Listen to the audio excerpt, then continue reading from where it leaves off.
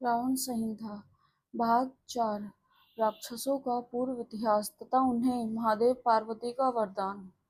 अगस्त्य के कहे हुए इस वृतांत को सुनकर श्री राम विस्मित हो गए। उन्होंने बारंबार सिर कंपित कर अगस्त्य जी की ओर देखते हुए पूछा, हे भगवान, आपसे यह सुनकर कि श्रीलंका में पहले से ही राक्षस रहते थे, मुझे बड़ा आश्चर्य हुआ। क्या वे राक्षस रावण, कुंभकर्ण आदि से भी बढ़कर बली थे?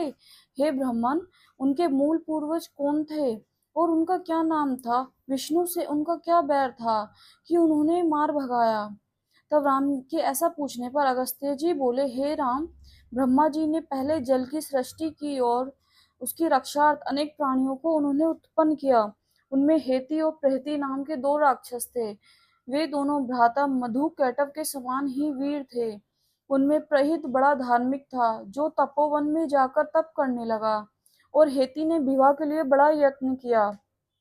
उस समय काल की एक बहन थी जिसका नाम भया था। अभी वह कुंवारी ही थी कि उसका रूप अति भयंकर हो गया। हेती ने उसी भया के साथ विवाह किया। उसका एक पुत्र हुआ जिसका नाम विद्युतकेश था। उसका विवाह संध्या की पुत्री से हुआ जिसका नाम सालाकट्टा कंटा था। उसे पाकर निशाचर विद्युतकेश बड़ा प्रसन्न हुआ और सुख से रहने लगा। कुछ काल पश्चात उस संध्या पुत्री ने विद्युतकेश से गर्भ धारण किया और मंद्राचल पर जाकर वहां एक पुत्र प्रसव किया, और उस नवजात शिशु को वहीं त्याग कर फिर विद्युतकेश के पास चली आई। इधर उसका वह त्यागा हुआ पुत्र मेघ की भांति शब्द करने लगा, फिर मुंह में मुट्ठी डालकर धीरे धीरे रोने लगा। उसी समय वृषभारूढ़ शिव पार्वती आकाश मार्ग से उधर होकर कहीं जा रहे थे। उन्होंने वहां उस बालक के रोने का शब्द सुना।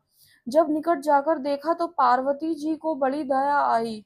उन्होंने उनके कहने से उस राक्षस पुत्र का वह उसकी माता के समान कर दिया और उसे अमृतत्व भी प्रदान कर दिया। महादेव जी के लिए ऐसा करना कोई बड़ी बात नहीं थी, क्योंकि वे अक्षर और अविनाशी हैं। महादेव जी ने पार्वती जी को प्रसन्न करने के लिए एक पुर के समान एक विमान भी दिया। और हे नृपात्मज, पार्वती जी ने राक्षसियों को यह भी वर दिया कि राक्षसियां गर्भ धारण करते ही शिशु उत्पन्न करें और वह तक्षण माता की आयु का हो जाया करे। हे राम, फिर तो वह विद्युतकेश का पुत्र सुकेश के नाम से प्रसिद्ध हुआ और महादेव जी के वरदान से वह बड़ा अभिमानी हो गया।